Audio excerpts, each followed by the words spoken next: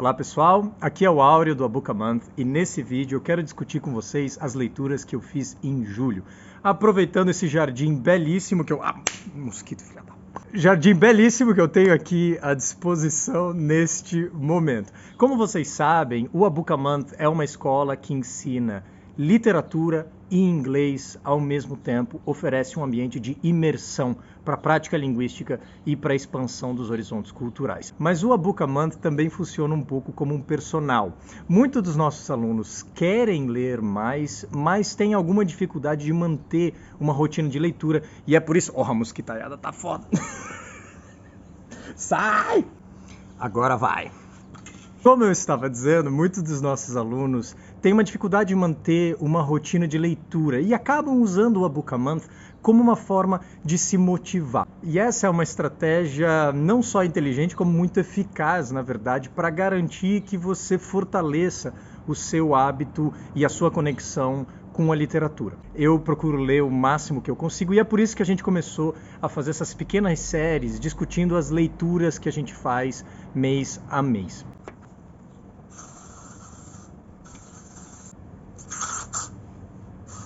Em julho eu li 8 livros, que está mais ou menos na média, um pouco abaixo do que eu costumo ler normalmente.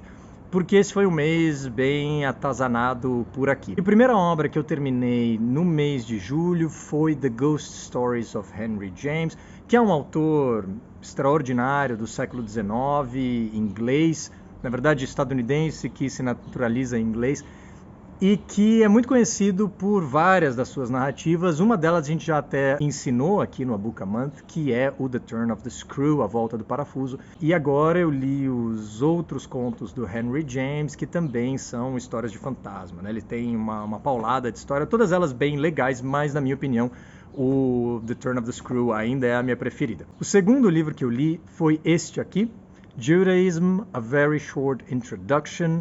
Eu sou um fã absoluto dessa coleção da Oxford. Todo mês eu leio pelo menos um livrinho, às vezes 2. E eu e a Ana somos nômades digitais. Nós tivemos a oportunidade de ir para Israel no mês de julho, então a gente estava muito curioso a respeito de várias práticas do judaísmo e daí por isso eu li esse livro, que é uma delícia. Recomendo fortemente qualquer livro dessa coleção, vá de olhos fechados. E na verdade o quarto livro que eu terminei nesse mês também é da coleção, Japanese Literature, A Very Short Introduction.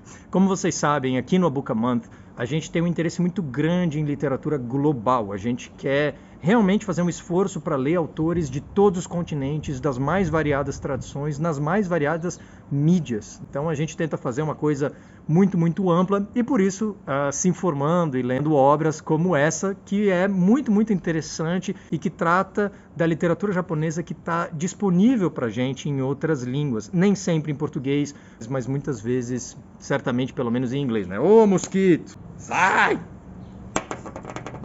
O terceiro e o quinto livro que eu terminei esse mês são ambos do mesmo autor, um autor da literatura italiana que eu aprecio muito, se chama Primo Levi. Eu li pelo mesmo motivo. Nós estávamos em Israel, a Ana começou a ler Amos Oz, um dos autores contemporâneos, morreu há poucos anos, da literatura israelense, e eu queria também ler algum autor ligado ao judaísmo, e fazia anos que eu não ia ler Primo Levi, desde os tempos da faculdade, então eu fui atrás de 2 obras dele.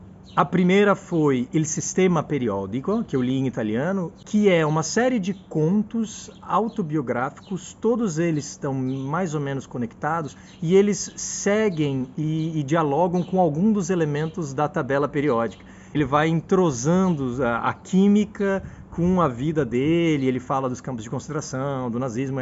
É uma obra realmente muito bonita, bem tocante, assim, e engraçada também de vez em quando. Primo Levi tem essa capacidade de criar tragicomédia de forma muito eficaz. O livro que eu fui ler dele é o Storie Naturali, que são também contos, uma coleção de ficção científica, na verdade.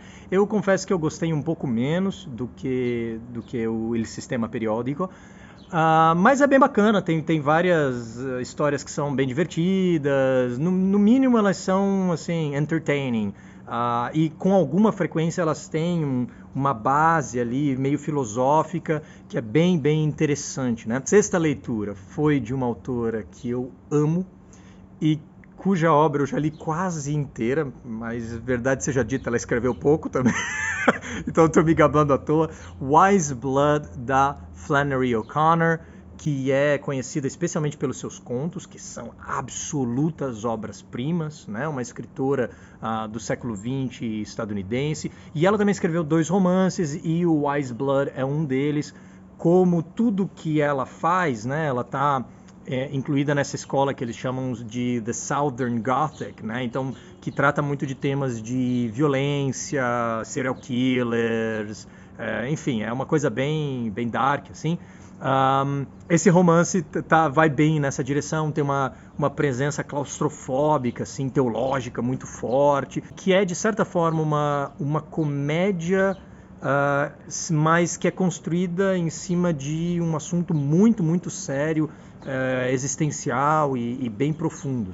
Já o 7º livro tem a ver com o primeiro. Ele é o The Graveyard Book, do Neil Gaiman, que também trata do gótico, de fantasmas e tal. Vocês já viram que esse mês eu meio que dediquei a essa temática, né? Gosto muito do Neil Gaiman, eu acho que dos autores que são super populares e que tem uma representatividade muito grande no mundo do cinema, ele é certamente um dos melhores. Eu acho que esse livro, eu adorei, me diverti muito. Ele poderia ser ainda melhor, porque ele tem uma preocupação muito grande com o plot, né? E oferece um enredo que é realmente uma delícia de ler, cheio de coisas inusitadas, e ele foge de muitos estereótipos, então ele te surpreende várias vezes. Mas você vê que, a minha opinião pelo menos, é que o projeto poderia ter sido ainda mais ambicioso, sabe?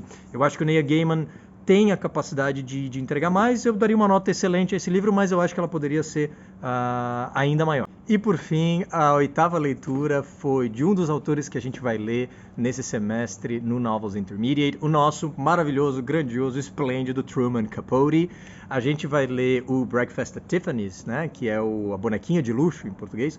E esse é um dos livros mais famosos do Capote, por causa do filme e tal. Mas o livro mais famoso e mais importante, mais influente do Capote, na verdade, é o In Cold Blood, né, o A Sangue Frio, que é um livro fascinante que eu nunca tinha lido, para minha vergonha, e eu adorei. Esse livro é maravilhoso, e especialmente porque ele, de certa forma, meio que é uma das primeiras grandes obras do que a gente chama de literatura não ficcional, né? Em que ele vai contar casos verdadeiros, né? O In Cold Blood trata do assassinato de uma família nos Estados Unidos e da busca pelos serial killers e depois do julgamento deles e tal. Então é tudo verídico, é tudo baseado em entrevistas, em fotos, nos laudos e tudo mais.